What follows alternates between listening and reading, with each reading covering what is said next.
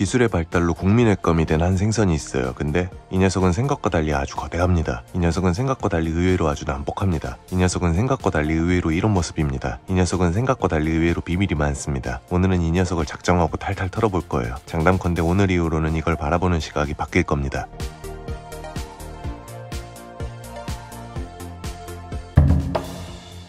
우리나라 사람들이 가장 좋아하는 횟감? 당연히 알고 계시죠? 이걸 모르면 간첩입니다. 아니다. 간첩도 이 생선은 알아요. 1996년 강릉 무장공비 침투 사건의 유일한 생포자 간첩 이광수. 물론 당연히 이광수는 아닙니다. 취조 과정에서 뭘 먹고 싶냐는 국정원 직원의 질문에 광어! 간첩이 얘기한 게 바로 이 생선이거든요.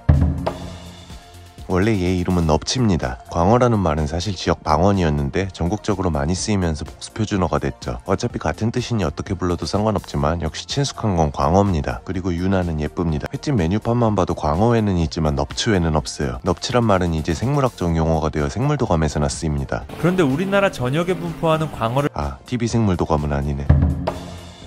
생각과 달리 광어가 원래 처음부터 납작한 물고기는 아닙니다. 새끼 때는 이렇게 여느 물고기처럼 평범한 모습이에요. 하지만 부화 후 한 달이면 삶의 풍파를 겪으며 점점 찌그러지고 우리가 아는 모습으로 변하면서부터는 험난한 밑바닥 생활을 시작합니다. 그럼 잠시 귀여운 새끼 광어 구경 좀 하고 가시죠. 광어는 얼핏 보면 가자미와 매우 닮았습니다. 물론 이걸 보고 계신 여러분들이라면 눈 감고도 둘을 구분해내겠지만 눈을 감을 필요는 없고 그냥 눈을 잘 보면 돼요. 광어의 눈은 좌측 방향을 향해 있습니다. 반대로 이건 흔히 도다리라고 불리는 문치가자미인데 눈이 우측 방향에 있는 걸 알 수 있죠. 그래서 흔히 이를 좌광우도라고들 해요. 눈이 좌측이면 광어, 우측이면 도다리, 즉 가자미라는 말입니다. 하나 더 하자면 광어는 주둥이가 크고 이빨이 날카롭죠. 하지만 가자미는 입술이 도톰하고 입이 작아요. 이빨도 저렇지 않고요. 아니면 입에 손가락을 넣었을 때 피가 나면 광어입니다.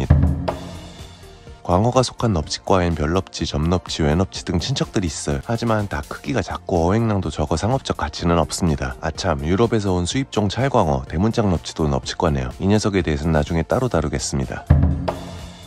한때 전국에 유행했던 저가형 횟집들은 아주 작은 광어를 썼어요. 당연히 낮은 단가 때문입니다. 대부분의 물고기는 성장기에 빠르게 자라다가 일정 시기가 지나면 성장 속도가 둔화돼요. 그래서 빠른 성장이 끝나기 전에 출하를 시키고 다시 새로 키우는 게 업자들에겐 더 이익입니다. 또 불경기에 낮은 단가를 원하는 횟집과 싼값을 찾는 손님들의 니즈도 크다 보니 맛도 채 안 된 작은 광어들이 싼값에 유통됐고 사람들이 광어는 작은 생선이라고 착각하게 만들었죠. 하지만 사실 광어는 꽤나 큰 생선입니다. 수산시장을 다니다 보면 10kg이 넘는 잠수함 같은 놈들 도 종종 볼 수 있어요. 참고로 국내 최대어 기록은 부산에서 잡힌 111cm짜리입니다. 보통 3kg이 넘어가면 대광어라고 부르며 가격도 올라가는데요. 맛과 식감이 훨씬 좋기 때문입니다. 본디 생선은 되게 클수록 맛이 좋아지거든요. 양식의 씨알이 작던 예전엔 대광어는 자연산에만 있었지만 요샌 양식도 5kg짜리가 나오는 시대예요. 근데 너무 커서 부담된다고요? 괜찮아요. 요샌 이런 부담을 줄이려 분할 판매를 하는 곳들도 많습니다.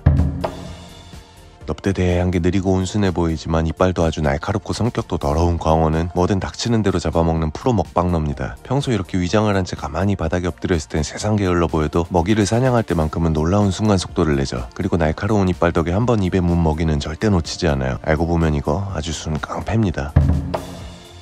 동서 남해안의 제주도까지 전국에 서식하는 데다가 말했듯이 식탐이 강해 낚시대상으로도 인기인 광어, 특히 추를 바닥까지 내리고 그보다 살짝 위에 바늘을 다는 다운샷이라는 장르가 유명한데 머리 위에 먹이를 곧잘 노리는 광어의 습성을 이용한 거죠. 또 굵은 사이즈의 대광어가 밤낮 없이 연안에서 많이 잡히는 때가 있는데 산란을 위해 광어들이 가까운 연안으로 모여드는 바로 이맘때, 봄부터 초여름 무렵이에요. 특히 서해안 경인권의 전곡항과 영흥도 일대가 대물 포인트로 유명하여 매년 봄 기록갱신을 꿈꾸며 출조하는 낚싯배들이 많습니다. 또 바닥에 붙어 잘 움직이지 않는 탓에 스페로들에게 인기 있는 타겟인데요. 위장색 때문에 발견하기가 쉽진 않지만 일단 찾았다 하면 뒤로 다가가서 어렵지 않게 작사를 맞출 수 있다고 합니다. 광어는 정말 전국 어디에서나 보이는 아주 흔한 생선입니다. 이는 그만큼 대량 생산, 아니 대량 양식이 이루어지기에 가능한 일이에요. 광어만큼은 수입이 없는 것도 품질 좋은 광어가 얼마든지 공급되기 때문입니다. 예전엔 잠시 중국산이 수입되던데 지금도 들어오는지는 모르겠네요. 또 물량뿐만 아니라 품질 역시 세계적으로 우수합니다. 깐깐한 스시국 일본에서도 한국산 광어는 꽤나 인정받고 있거든요. 게다가 관련 기술 또한 가히 독보적인데 어느 정도인지 몇 가지 예를 들면 먼저 원래보다 성장 속도가 30% 이상 빠른 킹넙치란 개량종이 개발되어 보급된 지 오래죠. 요즘 시장에 나오는 황금 넙치는 자연계에서 수백만 분의 1 확률로 태어나는 돌연변이 알비노를 인위적으로 만들어낸 거예요. 황금 좋아하는 중국 시장을 겨냥한 품종인데 사실 맛 차이는 없어요. 급기야 이젠 광어들을 인위적으로 성전환시키기에 이릅니다. 어린 광어를 성전환시켜 100% 암컷만을 생산하는 기술로 이는 암컷의 성장 속도가 수컷보다 2배나 빠른 점을 겨냥한 거죠. 광어 관련 기술들은 정말이지 다양하고 대단하네요. 국뽕이 차오릅니다. 국내 양식 광어는 크게 제주산과 완도산으로 양분됩니다. 근데 두 지역의 광어는 약간 차이가 있어요. 먼저 제주산은 성장이 더 빠르고 큰 개체도 더 많습니다. 제주의 양식장에선 염지하수를 사용하여 연중 따뜻하고 균일한 수온을 유지해주죠. 원래 생선의 빠른 성장에는 더 높은 수온이 유리하거든요. 다음 완도산은 평균 사이즈는 좀 작지만 육질이 뛰어나기로 유명하죠. 완도에선 100% 해수를 순환시켜서 양식을 하는데 사계절 수온 편차를 견디게 하는 자연산에 가까운 환경인데다가 같은 어종이라면 저수온에 살던 놈들의 육질이 더 단단하거든요. 또 완도산 는 제주산과 달리 선박 운송을 거치지 않아 유통 경로가 짧고 그만큼 스트레스를 덜 받아 컨디션이 좋다고도 해요. 시장에선 완도산의 품질이 더 좋다는 반응이고 시세도 좀 더 높게 책정되는 편입니다. 예전 제주광어에서 식중독을 유발하는 쿠도화충이 검출된 것도 제주광어가 경쟁력을 잃고 가격 방어에 실패한 큰 원인이 됐죠. 그럼 우린 이 두 가지 광어를 구분할 수 있을까요? 네, 두 지역의 광어는 채색의 차이가 있어 육안으로도 구분이 됩니다. 이렇게 제주산은 맑은 황갈색, 완도색은 어두운 녹갈색을 띠거든요. 그럼 자연산이 양식보다 더 좋을까요? 결론부터 말하자면 아닙니다. 일반적으로 지방량은 사료 잘 먹고 운동 안 하는 양식 광어의 것이 높겠죠. 야생의 광어는 재수가 없으면 한참을 쫄쫄 굶을 수도 있으니까요. 대신 산란기를 제외하면 육질만큼은 자연산이 더 단단한 경우가 많긴 합니다. 자연산이 무조건 더 좋을 거라는 생각은 편견이에요. 특히 광어의 산란철인 이맘때는 양식의 품질이 훨씬 안정적입니다. 이제 자연산과 양식의 구분은 상식이죠. 아시다시피 자연산은 배가 하얗고 깨끗한 반면 양식엔 거뭇한 반점들이 있어요. 소위 흑화현상이라고 하는 저 반점은 수조바닥의 빛 반사로 인한 색소 침착, 고밀도의 공간에서 받는 스트레스 등으로 인해 나타납니다. 근데 간혹 자연산이라고 팔리는 광어 중에도 배가 까만 것들이 있어요. 이런 건 양식장에서 혹은 운반 도중 탈출에 성공한 광어라는 뜻으로 흔히 빠삐용이라고 불립니다. 이건 사실 자연산 광어라고 봐도 무방하죠. 그런데 양식이 아닌 치어때 방류된 광어도 이렇게 배가 까맣다는 건 모르는 분들이 많을 거예요. 유어 시절 생긴 이 반점은 아무리 시간이 지나고 야생 생활을 해도 사라지지 않거든요. 하지만 대한민국은 광어 강국, 이를 없애는 무흑화 기술도 보유 중이죠. 다만 굳이 반점을 없앨 이유가 딱히 없어서인지 이 기술은 상용화되진 않았습니다. 연중 거의 비슷한 시세를 유지하며 마냥 순탄해 보이는 광어 양식업. 실은 이따금씩 이런저런 이슈들로 골치를 썩는데요. 한일 감정 악화가 절정이던 지난 2019년엔 일본의 검역 강화로 인해 국산 양식 광어들이 갈 곳을 잃었었죠. 많은 물량이 내수 시장에 풀리며 광어 시세가 폭락했었습니다. 심지어 잔여 분량은 살처분까지 이뤄졌죠. 광어는 일본 수출의 큰 부분을 의존하는 탓에 이럴 때 애가 탈 수밖에 없어요. 이 일본의 수입 규제는 많은 업자들이 양식을 포기하게 만들었는데 이때 코로나까지 터지며 주 근로자들인 외국인들은 대거 본국으로 귀국합니다. 결국 국내 광어 생산량은 바닥을 찍고 하필 꼭 일은 이럴 때 터져요. 코로나로 외식이 어려워지자 회의 배달 수요가 폭발하게 된 거죠. 수요는 많은데 공급이 적다? 네, 광어 시세가 순식간에 반등을 넘어 폭등을 하게 됐었네요. 지난 2021년의 일입니다. 그리고 최근엔 국내 시장의 광어 소비량도 많이 줄었죠. 이는 우리 식문화의 변화와도 연관이 있습니다. SNS의 발달로 미식에 대한 관심이 커짐에 따라 식감을 중시하던 화로회 위주의 식문화에도 변화가 생긴 거예요. 이제 사람들은 기름진 대방어를 먹기 위해 매년 겨울 맛집에 줄을 서고 한때는 때 아닌 연어 무한리필집들이 우후죽순 생겨나기도 했었죠. 국민의 감의 왕좌를 지키려면 광어에게도 뭔가 돌파구가 필요해졌습니다.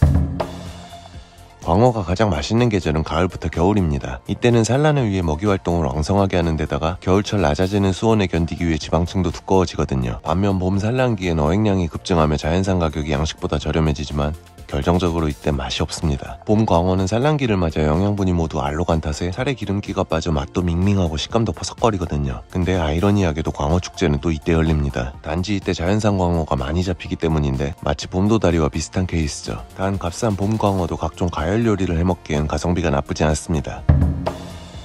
광어는 회 이외의 요리를 쉽게 떠올리지 못할 만큼 횟감으로 가장 인기가 많죠. 사실 얘는 숙성을 해야 감칠맛이 올라와 제맛을 느낄 수 있는 생선입니다. 또 숙성을 거치면 식감도 한결 부드러워져 좀 더 두툼하게 먹을 수도 있죠. 허나 실상 많은 곳에서 이 특성을 이해하지 못한 광어회를 내놓고 있습니다. 갓 잡은 활광어를 아주 두툼하게 써는 겁니다. 얇게 썰면 야박해 보일까봐 씹는 맛을 주려고 여러 이유가 있겠지만 결과적으로 맛과 식감 모두를 놓치게 됩니다. 광어는 생각보다 육질이 아주 단단한 횟감이거든요. 사이즈가 커질수록 더요. 이런 활광어를 두껍게 썰면 턱이 아플 만큼 식감이 질겨지게 됩니다. 턱이 피로감을 느끼면 맛을 음미하기 어려워지겠죠. 반대로 조금 얇은 두께에선 육즙이 더 빨리 흘러나와 맛을 느끼기가 수월해요. 그래서 활광어는 회를 좀 얇게 뜨는 게 낫습니다. 보거회를 얇게 뜨는 것과 같은 이치예요. 요는 화로회는 식감을 중시하는 사람에게 적합하다는 거. 이때도 제 맛을 보려면 너무 두껍게 썰면 안 된다는 겁니다. 광어가 맛없다고 하는 분들은 꼭 한번 잘 숙성된 제철 대광어를 드셔보시면 좋겠습니다. 참 광어는 혈압육이 붓지 않다고 생각하는 사람들이 많은데요. 사이즈 좋은 자연산 광어는 마치 돔류나 숭어의 그것처럼 혈압육이 빨갛습니다. 그러니 자연산 대광어를 잡았는데 뭔가 이상하다고 해서 함부로 상을 뒤엎거나 주위 멱살을 잡았다간 큰일 납니다. 그리고 광어회의 백미는 역시 뭐니뭐니 해도 엔가와로 불리는 지느러미 쌀이죠. 지방 함량이 높아 크리미한 맛이 아주 진한, 여럿이 회를 먹을 때 가장 먼저 사라지는 부위예요. 하나 팁이라면 이런 기름진 부위는 토치 등으로 살짝 열을 가하면 그 오일리함이 극대화됩니다. 액화된 지방이 더 빠르게 혀에 녹아내리니 풍미가 더 진하게 와닿죠.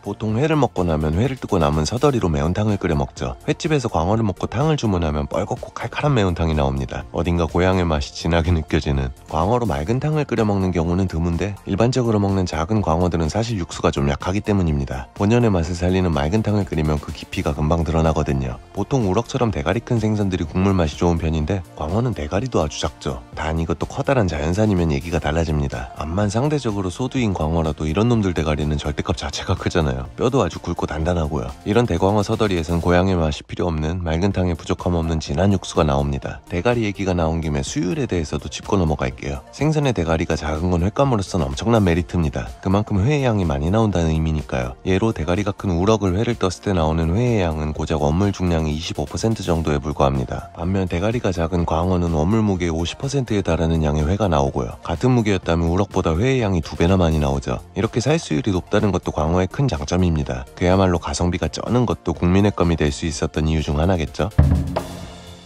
알고 보면 광어는 맛이 담백하고 육질도 단단한 데다가 비린내도 없어서 구이, 튀김, 조림 등 어떻게 먹어도 맛이 좋습니다. 맛있는 생선인데도 너무 흔하다는 이유로 좀 저평가되지 않았나 싶어요. 실제로 양식이 이루어지지 않던 과거에는 웬만한 생선들이 명함도 못 내밀 만큼 광어가 귀하고 비싼 고급 어종이었다죠. 달고기 같은 다른 생선을 광어로 둔갑시켜 팔았다고도 하니 어쨌든 회와 탕이 지겹다면 다양한 요리에 활용해도 좋습니다. 다양한 서양식 조리법을 접목하기에도 좋거든요. 이를테면 피쉬앤칩스, 무니에르, 스테이크, 카르파초, 세비체 이런 것들 말이죠. 기본적으로 맛이 깔끔하고 담백한 녀석이라 어떤 재료와도 궁합이 잘 맞고 실패 확률이 낮습니다. 간단히 버터 두른 팬에 굽기만 해도 스테이크가 되고 입맛 따라 다양한 소스를 곁들이면 그만이죠. 어려울 거 뭐 있나요? 원래 가까이 있는 건 잘 보지 못하는 법입니다. 알고 보면 광어처럼 매력적인 생선도 드물죠. 모쪼록 많은 분들이 광어의 진짜 매력을 느끼고 맛있게 즐기셨으면 합니다. 오늘도 재밌게 보셨다면 아시죠? 조떼꼬알. 그럼 시청해주셔서 감사합니다.